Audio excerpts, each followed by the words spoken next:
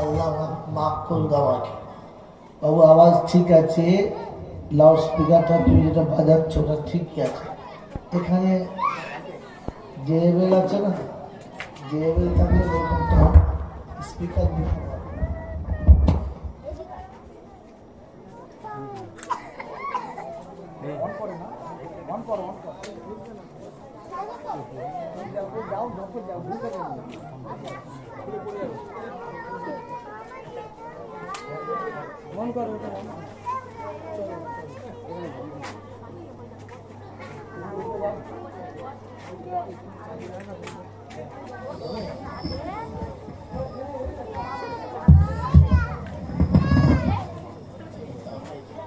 এতটাই যা আমি নিয়েছি। मैं अल्लाह के বিশ্বাস করি তো, তাহলে করি বিশ্বাস ইনশাআল্লাহ করি। আমি যে বিশ্বাস করি এই যে হাত তুলে বললাম, এটা আমার ভাইবে দেখি, তারপর দরজা শুনি। মতম দোস্ত বুজুর্গ, এখন তো সমাজ খুব উন্নতির উচ্চ শিখরে চেপেছে, কারণ ওই ছোটোখাটো মৌলবীদের কোনো কথা চলবে না, আর বললেও বুঝবে না। এখন হাই কোয়ালিটি চলছে।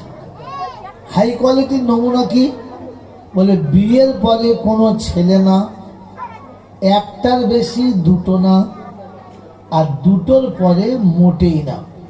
হ্যাঁ না বলে কি, তাই তো? তুই বিয়ে করেছি আরে, ওকে মারো মারো মারো, বাচ্চা চুপ কর। কি বলেন জি? এখন ঠিক করেছে বিয়ের পরে পরে ছেলে না, একটার বেশি দুটো না, আর দুটোর পরে বলো মোটেই না। একেবারে পাইপ লাইন তুলে, রেল লাইনের পাটি তুলে ফেলে দেয়। ও পানি ও লাইনে যাবেও না, আর বাচ্চা যেতে বলো। তাহলে এটা ঠিক হয়ে গেল। এরপরে দুটো ছেলে নেড়ে চেড়ে বড় হলো। একটা ছেলের বয়স 22-24 বছর হলো, আর মেয়েটার বয়স 18 হলো। ভাই কথা শোনেন, মাঝখানে ভাই এটা বাড়বে না, স্পিকারটা এত কাছে আছে, তুই বাড়ালো গেমটা টানবি আব্বা। এটা যদি ব্যাকে ঘুরিয়ে দাও যে এবেলগুলো, তাহলে হয়তো হতে পারে, নাহলে হবে না। ঠিক আছে, আওয়াজ ঠিক আছে, বাইরে স্পিকার ওটা নিতে পারবে না, ওই ভলিউমটা নিতে পারবে না। দিদি গেম তুমি আটকে পারবে না। তুমি মাইক মানতো, আমি তোমাকে বক্তা বলে দিচ্ছি, তুমি মাইক আটকে পারবে না। যে বেলটা এতটা কাছে আছে, স্পিকারটা ধরে ফেলছে, এটাকে যদি আউটসাইড করে দাও তাহলে আপনার গেমটা বানানো যাবে। এটাকে ইনসাইড না করে আউটসাইড করো, ওটাকে আউটসাইড করো, দেখবে তার গেমটা দিতে হবে। ওখান থেকে দিলে আওয়াজ ঠিক নেই, আর ওখান থেকে উল্টো মার দিকে মারছো, স্পিকারের কোনো দোষ। এই করতে করে 10 টাইম চলে বাবা। এই যে শোনেন, যা করে তারপরে ফ্লেম করে আস্তে করে, ঝামেলা করতে না, টাইম চলে যাচ্ছে গল্প বলে। তো মেরে মহতম দোষ, ছেলে 24 বছর হয়ে গেল, আর মেয়ে 18 পার হলো। মা বাপের মাথার চিন্তায় রাতের ঘুম গেল, দিনের খাওয়া গেল। কি অবস্থা হলো বলেন? বড় দুর্দান্ত দিন চলছে, কোনোভাবে কাটে না যে কখন এই দুটো বিদায় করব।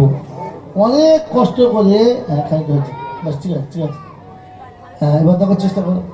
অনেক কষ্ট করে থেকে শুনে একটা জামাই ঠিক করেছে। কোথায়? জামাইটির বাড়ি হচ্ছে একটু দূরেই, ধরে নিন জয়নগর মজুরিপুরে। একটা ছেলে দেখতে 10 বার গেছে, খবর নিচ্ছে ছেলে ভালো কিনা, চরিত্র ভালো কিনা, কোথাও একটু ইন্টু বিন্টু আছে কিনা, না যত রকমের খবর নেওয়া সব নিয়েছে, দিয়ে 10 বার দেখাশোনা করে মেয়ে বিয়ে দিয়েছে। ছেলে বলো খুঁজে খুঁজে খুঁজে খুঁজে খুঁজে খুঁজে একটা মেয়ে পছন্দ হয়েছে। বলো কোথায়? রামনগরে। তাদের রামনগর বিয়ে, রামনগরের মেয়ে বউ হলো, আর মজিলপুরের ছেলে জামাই হলো। মেয়ে বিয়ে দিয়ে জামাই এলো, ছেলে বিয়ে দিয়ে বউ এলো। 2 বছর বাদে দুজনের 2টো বাচ্চা হলো। দাদু দাদি খুব খুশি, আল্লাহ এবার আমার ফুল ফল হয়েছে, গাছে বেশ বাগান খেলছে, তা ভালো। এবার 2টো বাচ্চা হলো। তারপর যখন দুজনের পেটে বাচ্চা এলো, সংসারে অশান্তি শুরু হলো। এতটা জ্বলন শুরু হলো যে মেয়ে বাচ্চা দুটো নিয়ে বারবার চলে এলো, খুব কাঁদে, কি হয়েছে বল, আমি যাব না। কেন? ওই চোর ডাকাতের এলাকা, মারধর করে, কথা বলতেই মারে, কত সহ্য করবো, আমার হাত পা সব ফেটে গেছে, হবে না, কোনো মতে যাবে না। মা খুব ধমক দিয়েছে, যা, যাবি না মানে? তো বলছে, মা আমি যাচ্ছি, তুই জামা কাপড় গুছিয়ে নে। বলে কেন? তোকে সকালবেলা যেতে হবে। বলে আমি কি করবো, তুই শরীর, আমি কি বলছি, বললাম তুই জামা কাপড় সেজে নে, তোকে যেতে হবে। বলে কেন? বলে আজ রাতে যাব, খাওয়া দাওয়া করবো, হয় গলায় দড়ি দেবো, নাহলে বিষ খেয়ে মরবো, তোকে সকালবেলা যেতে হবে, জামা কাপড় গুছিয়ে নে। এখন এইরকম গুছিয়ে যখন মেয়ে তার মাকে বলছে, ও মার মেয়ে পাঠাবে, পাড়ায় নাই, রেখে দিয়েছে। সন্ধ্যাবেলার বাপ এসেছে,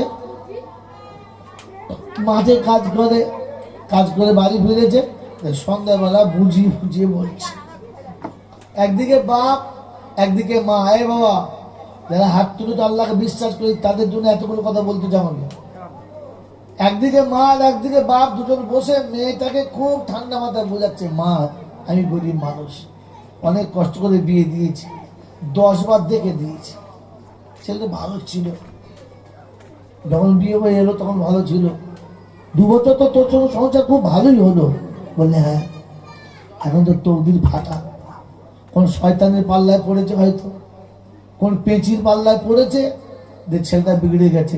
মা তুই ওরকম করিস না, শোন, তোর পেটে একটা বাচ্চা আছে, তোর কোলে একটা বাচ্চা, এরা একদিন বড় হবে, তোর ভবিষ্যৎ ভালো হবে, তোর মুখ উজ্জ্বল হবে, এদের কাছে তোর জীবন কেটে যাবে, চলে যা, রস যখন ফুরিয়ে যাবে তখন দেখবি সুর করে আবার তোর কাছেই আসবে। বাপ মা বলে বুঝিয়ে পাঠাচ্ছে।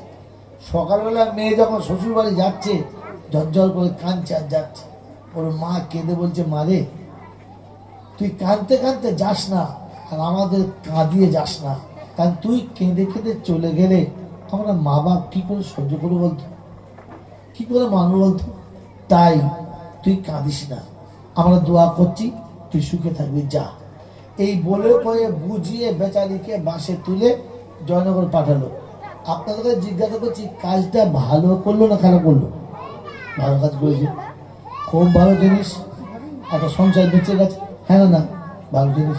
কিন্তু যেদিন ছেলের বিয়ে দিয়ে বউ আনলাম, ওটাও দেখে শুনে এনেছি, কিন্তু দ্বিতীয় বাচ্চা পেটে আসার পরে ছেলের সঙ্গে আর মনিবনাও হচ্ছে না। সন্ধ্যাবেলা ঝগড়া, সকালবেলা ঝগড়া, এই কেচাকেচি চুল ছেঁড়াছেড়ি। তখন আমি আর আপনি বাপ হয়ে কি বলি, এমন অজাতের বাচ্চাকে বউ করে আনলাম যে সকাল সন্ধ্যা ঘরে মনে হচ্ছে কারবালা চলছে, এই ঝাঁটা মেরে তাড়িয়ে দে, তোকে কালকের বিয়ে দিয়ে আমার বউয়ের দু বার করো হারামের বাচ্চাকে। এই যে ধমক মেরে আমি বলেছি,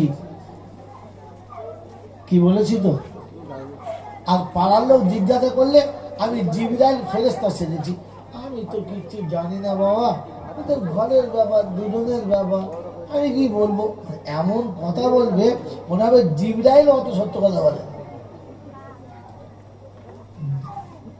আপনি বাপ হয়ে ছেলেকে কি সাহস দিলে, ঝাড়াবার ভাগ হতে, তোকে আবার বিয়ে দিয়ে আনবো। আপনি মানুষ না জানোয়ার?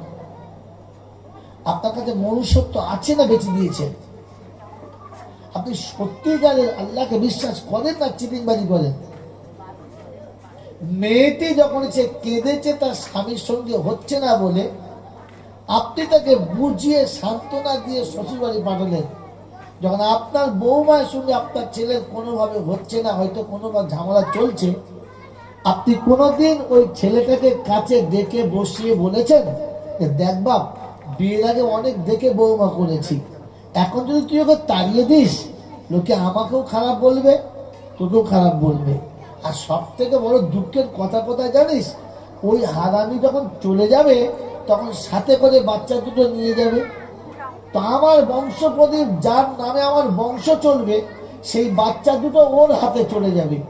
ও যখন চলে যাবে রাস্তায় দাঁড়িয়ে কোন অজাত কুজাতের সঙ্গে বাকি জীবন কাটাবে, আর তোরা আমার কলিজার টুকরো বাচ্চা দুটো ভিখিরির মতো লোকের মুখের দিকে কুত্তার বাচ্চার মতো তাকিয়ে থাকবে।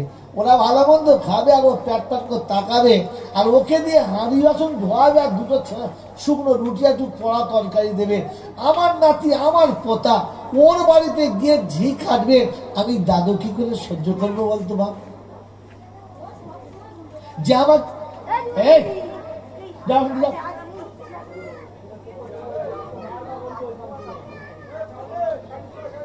আমি কি করে সহ্য করবো বলতো বাপ?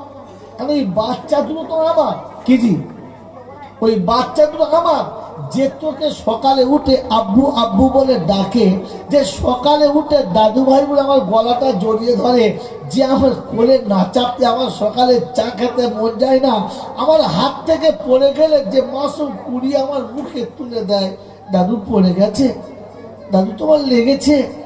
ওই নাতিটা আমার রাস্তায় ভিখিরির মতো দাঁড়িয়ে থাকবে, আর আমি দাদু ওখানে লজ্জায় দাঁত বাবুরা চলে যাব, এটা সহ্য হবে?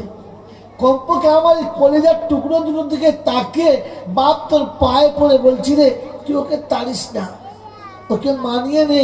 এই ছেলে দুটো বড় হলে তোর ভবিষ্যৎ উজ্জ্বল হবে, তোর নাম বড় উজ্জ্বল হবে, তুই সমাজে একদম প্রতিষ্ঠিত হবি। আর শোন, আমিও গর্বে আমার বুকটা ভরবে। শোন, একদিন ও বুড়ি, ও একদিন যৌবন শুকিয়ে যাবে, আর সেদিন তোর বউ তোরই হবে, আর আমাদের কোনো অসুবিধা হবে না। তুই বউটাকে রেখে দে, ছাড়িস না। কোনদিন বলেছি? তো আপনি কোন লজ্জায় হাত তুলে বলেন আল্লাহকে বিশ্বাস করি? ওই দিন যাত্রী বলুন, কোন লজ্জা বললেন আপনি? জলচা শোনে নাই, জলচা বোঝে নাই, তাহলে হুটুম করে হাত তুলে দিলে? ভাই, হাত তোলার আগে ভাবা দরকার ছিল। আমি যে আল্লাহকে বিশ্বাস করি, সত্যি কি সে আল্লাহকে বিশ্বাস করি? তো করি তো এরকম করলাম কি করে? কারণ সবকিছুর মালিক কে? চলে বলেন, সবকিছুর মালিক কে? এই আল্লাহ। শুধু এইখানে না, এটা দিলে থেকে। চলে বলেন, এই মুখের আল্লাহ যখন দিলে আসবে, তখন যুবতী নারীর বুকের কাপড় পরে গেলে ও সেজদায় পড়ে যাবে, তাকাবে না।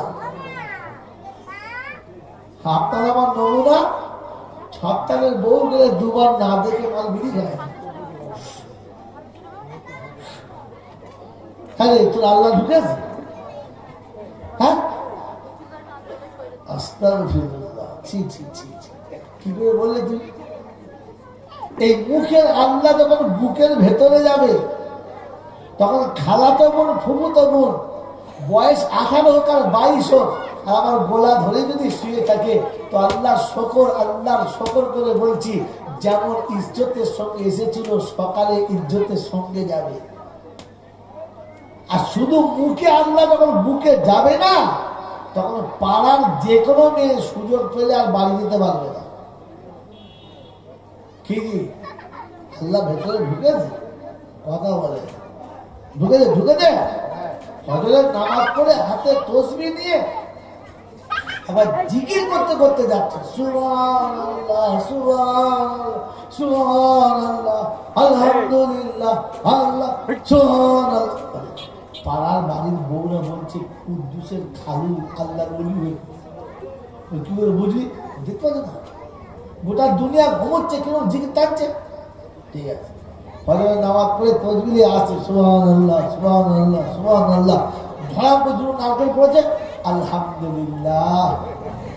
আমার চাদরের ফাঁস ফেরেশতাদেরকে, ফেরেশতারা দেখে আল্লাহকে ডাকবো, আল্লাহ এদিকে কি দেখ, কি করলে দেখ। এদিকে বলছে সুবহানাল্লাহ, আর আঁচলের ভেতরে কি একবার দেখ। হ্যাঁ, আল্লাহ এখান থেকে এখানে গেছে। আল্লাহ যখন এখান থেকে দিলে যাবে, তখন বোনকে ডেকে এনে বাপের সম্পত্তি তাকে বুঝিয়ে দেবে, তাতে নিজের কময় হবে, বোনের সম্পত্তি বুঝিয়ে দেবে। আর এখানকার আল্লাহ যখন এখানে থাকবে, মোরা বাপের হাতে ছাপ মেরে মার সম্পত্তি সব নিজের নামে লিখে। এখানকার লোকের নয়, অন্য জায়গার লোকের বলছে। কি সালাম নেমে মান খাও ভালো। এ বাবাজিরা, আমার আল্লাহ ভাইরা, এ মুখের আল্লাহ যখন বুকে যাবে, তখন বিবি পর্দার ভিতরে থাকবে, আর স্বামী কোমরে কাপড় বেঁধে মাঠে খাটতে যাবে। প্রয়োজন হলে ভিক্ষা করবে, তবু বিবিকে ঘরের বাইরে বার করবে জোরে বলো না। যারা ঘরের বউকে মাঠে নিয়ে গিয়ে খাটাচ্ছে, আবার তারপরে সন্ধ্যাবেলা গ্রুপ লোন করতে পাঠাচ্ছে, আর ও সারা বসে বসে বিড়ি খাচ্ছে, ফেরেশতা বলছে খোদা চিটিংবাজ কাকে বলে দেখে নে, দেখে নে। বানি ইসরাইল হার মেরে যাবে, এদের নাম শুনলে বানি ইসরাইল হাত ফেল করে মরে যাবে এরকম মাল। আর এই সব জিনিস জলসায় এসে এমন দরুদ শরীফ পড়বে, ফেরেশতা চিন্তা করছে সর্বনাশ, কার মুখে কি দরুদ পড়ছিস। এই বাবাজিরা, আমার আল্লাহ ভাইরা, এখানে প্রথমে স্বীকার করি আল্লাহ বলে বিশ্বাস করি, আল্লাহ বলে বিশ্বাস করি। কি করে বিশ্বাস করি? আমি জলসা এসেছি, আমি জলসা এসেছি, আমাকে নাস্তা খেতে দিয়েছে এই মোটা মোটা গুড়ের রসগোল্লা, এমনি মোটা মোটা জয়নগরের খাস মোয়া, আমি শশা খেলাম, পেয়ারা খেলাম, অন্যান্য ফল খেলাম। বললাম কালাম ভাই এই যে খেতে পারবো না, ভাই তোমার জন্য খাস করে একেবারে বগুড়া থেকে এনেছি, একবার তৈরি হচ্ছে সেখান থেকে টাটকে এনেছি, একটা খা। আমি তখন বলছি ভাই খুব ভালোবাসেন, নিশ্চয়ই ভালো কাজ করেছেন, কিন্তু এটা আমার খাওয়া যাবে না, কারণ আমার 550 সুগার। কত? এইটা বলতে আমার লজ্জা লাগবে? এইটা বললে কি কালাম ভাই আমার উপর রেগে যাবে? না, কারণ এটাই সত্য যে আমি সুগারওয়ালা রোগী, আমার ওই মোয়া খাওয়ার বিষ খাওয়ার সমান। হ্যাঁ না বলে জোরে বলে হ্যাঁ না। কিন্তু ওই মুসলমানের বাচ্চা, পা পর্যন্ত গোল জামা তো পরলি, মাথায় টুপি তো দিলি, বুকের আবার নাভি পর্যন্ত দাড়িতে ঢেকে দিলি, জোহরের নামাজ পড়ে এলি, আর এসে বিয়েতে 15 টাকায় শুয়োরের পায়খানা হালুয়া বলে খেয়ে দিলি। তো আমার লজ্জা হওয়া দরকার ছিল যে আমি একজন মুসলমান, আমার চেহারাতে নবীর সুন্নত রয়েছে, মাথায় টুপি, নামাজ পড়ে আসছি, আমি জেনে বুঝে হারামটা খাবো না। আমি বলতে পারলাম আমার বিয়াইকে যে ভাই আপনার ছেলের বিয়ে আমি এসেছি, আপনার ছেলের বিয়েতে যা পাওনা দিয়েছি, কিন্তু এই হারামটা আমি খেতে পারবো না, কারণ আমি মুসলমান, তো এটা আমার খাওয়া চলবে না। বুঝতে পারছেন? এরপরে বলে আল্লাহকে বিশ্বাস করে। কি বিশ্বাস করে তা আল্লাহ জানে। আমার আল্লাহ ভাইরা, জ্ঞানী জন্য শুধু মানুষেরা, আগে নিজেকে জিজ্ঞাসা করি আমি কি আল্লাহকে বিশ্বাস করি? কেউ কাউকে বলতে হবে না।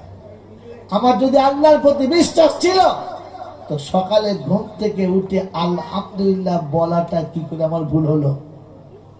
কি করে ভুল হলো? কারণ আমি ঘুম থেকে উঠে এটা ভাবতাম যে গোয়ালে গরু রাত কাটিয়েছে, বিছানাও পায় নাই, আর গায়ে একটা ব্ল্যাঙ্কেটও দেয় নাই। আমার তো পাকা ঘর, তার উপরে পালং, তার উপরে ডানলাপের, তার উপরে নরম একটা বেডশিট, তারপরে আমি শুলাম, মাথায় বালিশও দিলাম, গায়ের উপরে দামি ব্ল্যাঙ্কেট দিলাম, দরজা জানলা বন্ধ করে ঘুমালাম। আল্লাহ আমাকে এত সুখে ঘুম পাড়ালো, গরমে একটা মশাই কমাতে পারলো না, আর শীতকালে কোনো শীতের একটা অংশ আমাকে টাচ করতে পারলো না। আমার ঘুম থেকে উঠে যদি আলহামদুলিল্লাহ বলাটা ভুল হয়ে যায়, তাহলে বুঝতে হবে আমি গরুর থেকে খারাপ মোটেই মানুষ নয়। আল্লাহ পাক বলেন ওয়ালাকাদ কাররামনা বনি আদম وحملناه في البر والبحر ورزقناهم من الطيبات। 15 সূরা বানী ইসরাঈলের 70 দশকের আয়াতে আল্লাহ পাক শোনাচ্ছেন, আদমের বেটা আমি তোকে বড় সম্মান করি, সম্মান দিয়েছি, তোকে চ্যালেঞ্জ করে তৈরি করেছি, তোকে চ্যালেঞ্জ করে তৈরি করেছি, আর সম্মানের আসনে বসিয়েছি। দুর্ভাগ্য কোথায় জানিস? ভুল তুই করিস, লজ্জা আমার লাগে। ভুল তুই করিস, লজ্জা আমার লাগে। অন্যায় তুই করিস, অপবাদ আমার দিকে আসে। কারণ যেদিন তোকে আমি বানাতে চেয়েছিলাম, সেদিন ফেরেশতারা বলেছিল ক্বালু আতাজআলু মাইয়ুফসিদু ফিহা ওয়া ইয়াসফিকু দিমাআ ওয়া নাহনু নুসাব্বিহু বিহামদিকা ওয়া নুকদ্দিসু লাক। আল্লাহ এই জাতিকে বানাচ্ছেন যারা মুসলমান বলে দাবি করবে আর পেচ্ছাপ করে পানিও নেবে না, যারা মানুষ বলে মুসলমান বলে দাবি করবে আর নিজের জন্ম দেওয়া বাপকে ভাগ দেবে না। এখন তো গোটা দুনিয়া চিনির মানে ভরে গেছে, জ্ঞান গর্ব তো কিছু নাই, শুধু দুপাতার বুদ্ধি শিখেছে আর বিদ্যে শিখেছে আর ওতেই নিজের গর্বে দুনিয়া কাটাচ্ছে। মুসলমানের ছেলেরা, আমার আল্লাহ ভাইরা, তিনতলা পাকা বাড়ি করেছে, মার্বেল দিয়ে ঘর করেছে আর কি সুন্দর করে সাজিয়েছে। মিলাদ দেওয়ার সময় হুজুরকে দাওয়াত দিয়েছে আর আমাকে দাওয়াত দিয়েছে। মিলাদে গিয়ে ঢুকে দেখি বাড়ি তো নয়, বলো জান্নাতের একটা টুকরো, সে উপরে ছাদের ডিজাইন, দেয়ালের কালারের, যেদিকে তাকাবে বলছে আহ আহ, বলে করলে ঠান্ডা হয়ে যাচ্ছে। বসে জিজ্ঞাসা করছি বাবা নেম প্লেটটা কে লিখলে? হুজুর কেমন লিখেছি? দারুণ লিখেছেন। লিখেছে মা বাপের আশীর্বাদ। কি লিখেছে? মা বাপের আশীর্বাদ। তো জিজ্ঞাসা করলাম বড় ভাই আব্বা মা বেঁচে আছে? বললে হ্যাঁ। লেখা দেখা করলাম তো আপনার মতো ছেলেদের জন্ম দিয়েছে, সার্থক তার জন্ম দেওয়া, আপনার বাপ মা? বলে ওই দুটো থেকে নাই। বলে কেন? ওই বাগানে বাস করছে। লেখা আছে মা বাবার আশীর্বাদ আর মার বাপ দুটির বাদ। এছাড়া আমি কি ঢাকা রাখতে পারছি?